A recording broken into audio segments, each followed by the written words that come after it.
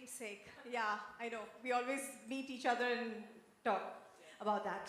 First of all, thank you, Manasi, for the lovely introduction, and thank you, Karan, for having me here. This is the second time that I'm part of this celebration, the I Am a Woman celebration, and I'm so proud to be here because the kind of people that get here every year, and the people we talk to and listen to their stories, they're so inspiring. And I'm about to now have a conversation with Nihari Mandal. Could we first please have her AV?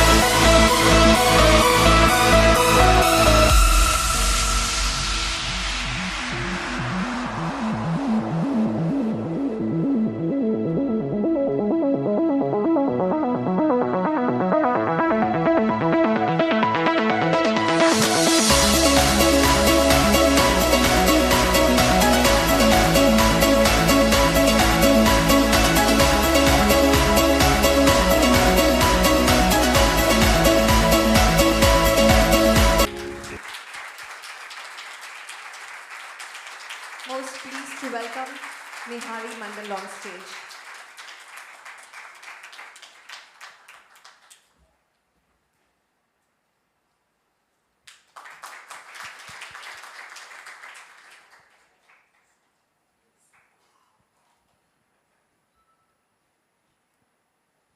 Welcome, Nihari. Good evening, everybody. Woman of courage. What was going on in your mind when you took this step? Before I'm answering, I'd like to ask a few questions. Can you please answer these questions? Yes. In India, every year, how many people are facing burns? Can you please tell me? Any ratio? How many people knows about burns? Any idea? No Just say idea. something. Any number? 40% means number. Number. Yeah. Billion? Sorry? Billion? 1 billion. Billion? 1 billion. No, Alas? 7 to 10 lakhs people every year from different kinds of burns in India. And one more question. How many people are losing their life through these burns? Anybody knows? Every year. 1.4 lakh people. And how many people are disabled? No idea. Why?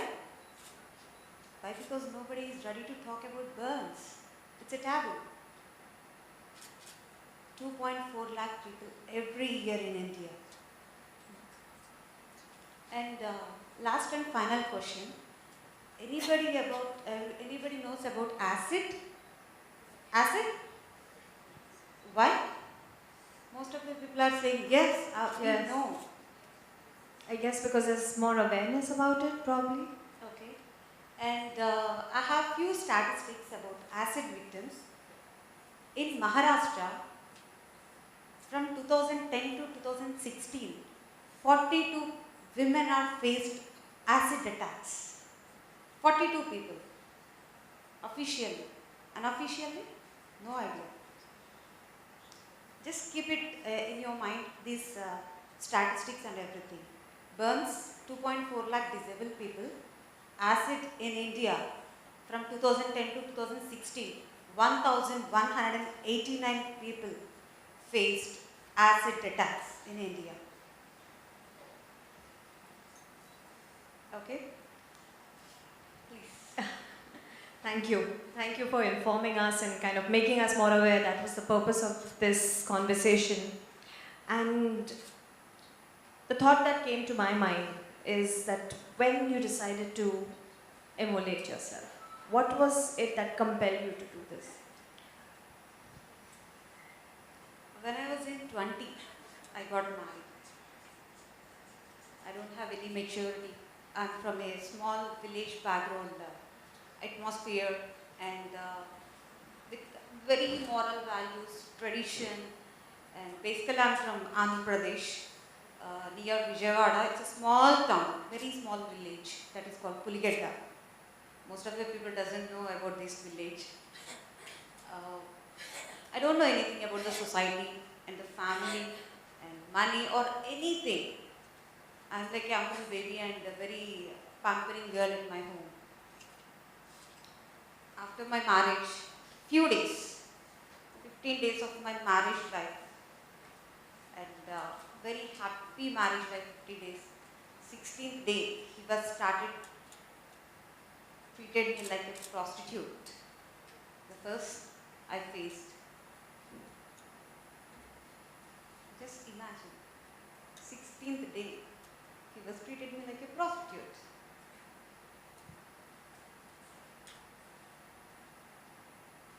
And mentally, especially sexually, I faced a lot. Complete my marriage life is 45 days. Only 45 days, my marriage life. Even I am unable to share with my parents.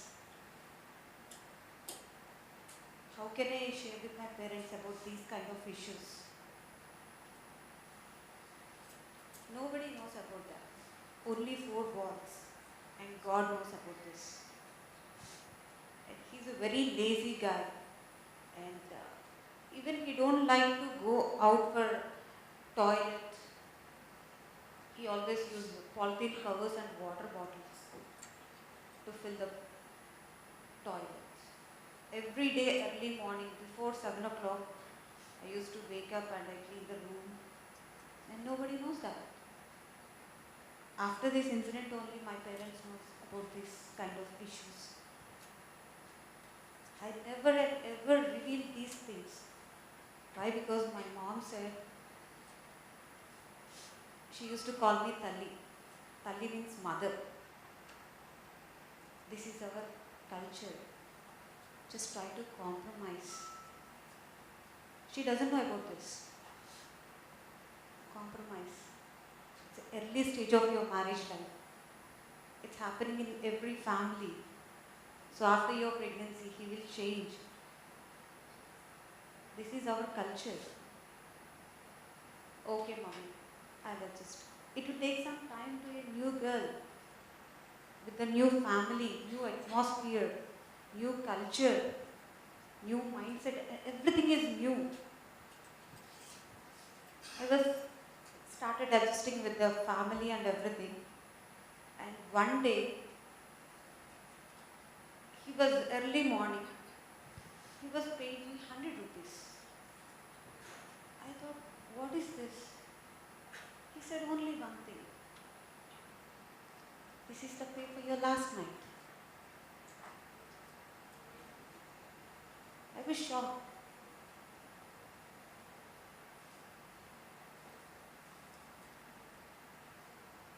It means he's legally doing prostitution with me.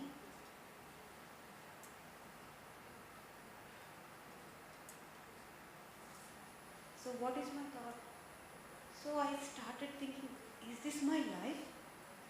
Should I compromise for these kind of people? Why should I compromise? So I shared a few things to my mom. Again, she said, compromise them. We are also facing so many problems. As a woman, we need to compromise.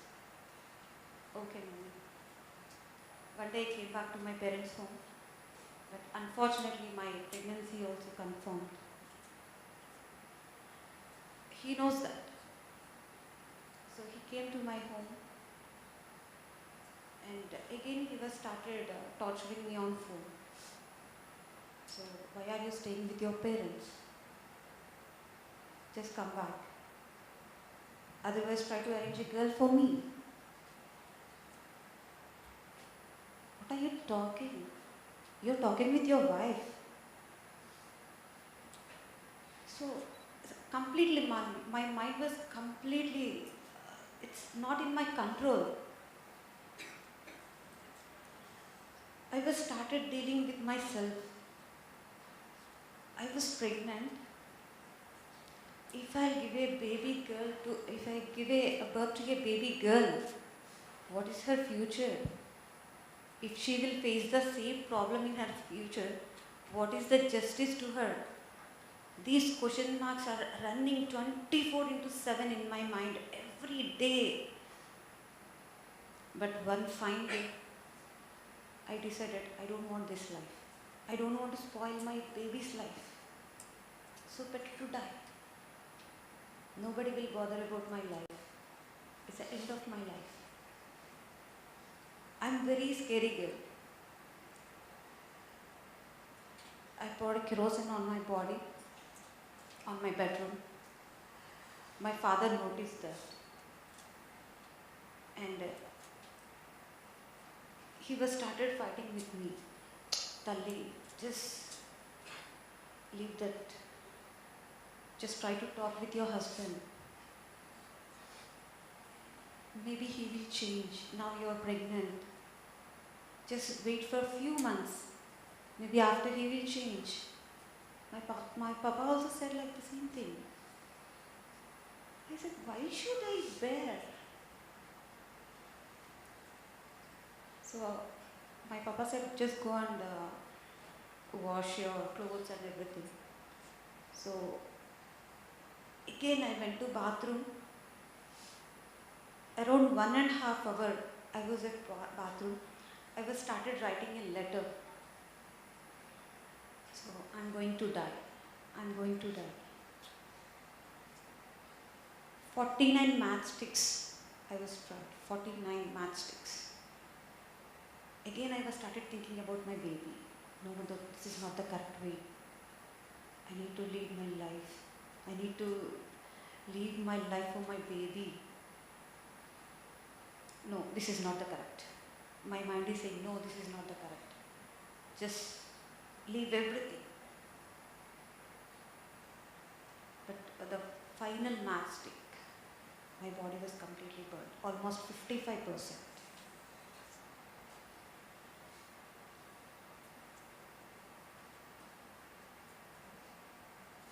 In 2009, July 7th, midnight, it was happened.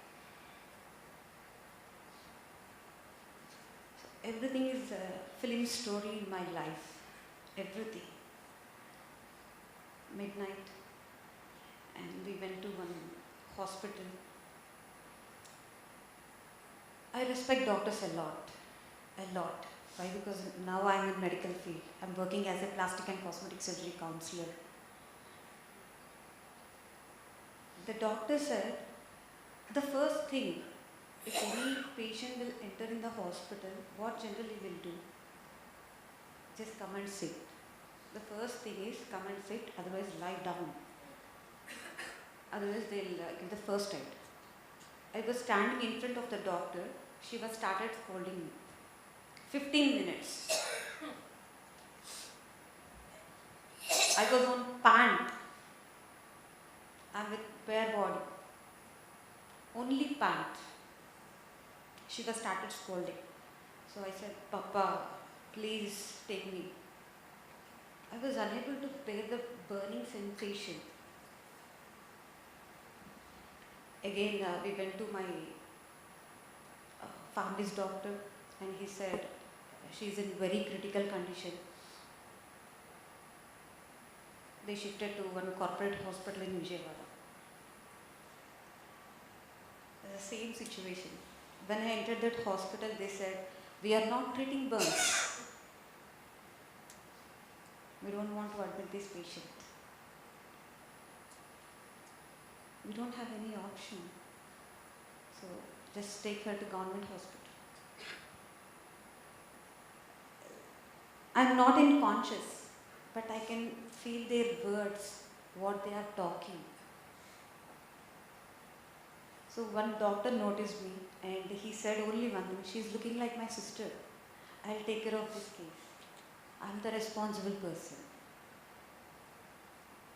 And after that 45 days of horrible treatment, almost my papa spent around 7 lakhs. We are from middle class family. Very expensive. He lost everything. I lost my baby on July 21st. That's my mom's birthday. That's her birthday. And that is the return gift to my mom. I lost my baby. That is the only one thing hurting me 24/7 till now. I killed my baby. But now I am giving birth to thousands of burn survivors. That is my life. My one baby life is equal to thousands of burn survivors. I feel like a mother. Only one mother only taking care of her kids. Why? Because I'm a burn survivor. I know the pain. This is my responsibility to do something for my kids. Every burn survivor is my daughter, son. I'm a mother.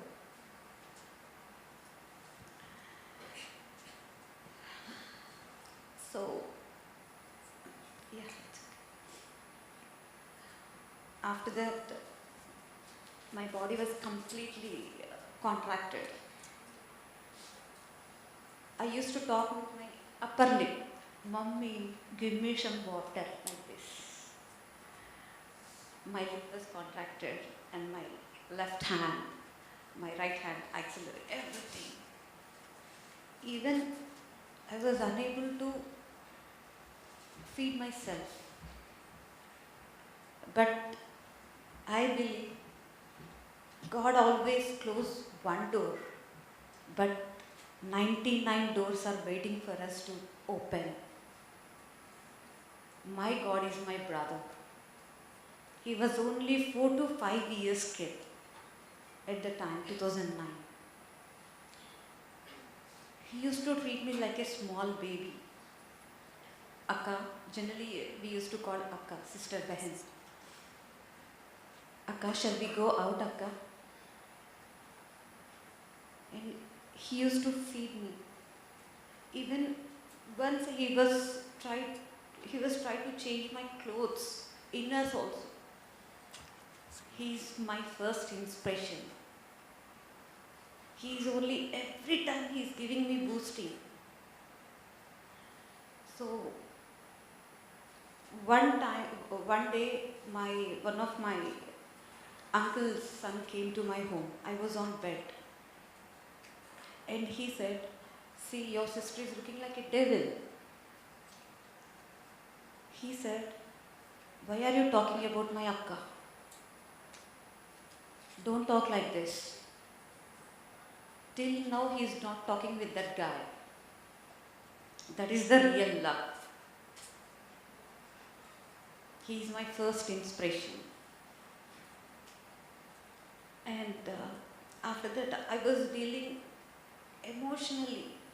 So I was started scolding with my parents, every time fighting. Now I am in this condition and I wanna put a case on him, and he is living his life in very happy way and everything. And he said, my papa said, you're in this condition, if I file a case or any other thing, you will never come back like my normal girl. Just live it. Chod do. What is the use? So I was started thinking about karma siddhanta. God is always with me every time. So after that, when I was in bed, I was started sharing my story with other burn survivors with huge burns. Even they are unable to walk, unable to speak like my condition. So almost 9 years of my struggle.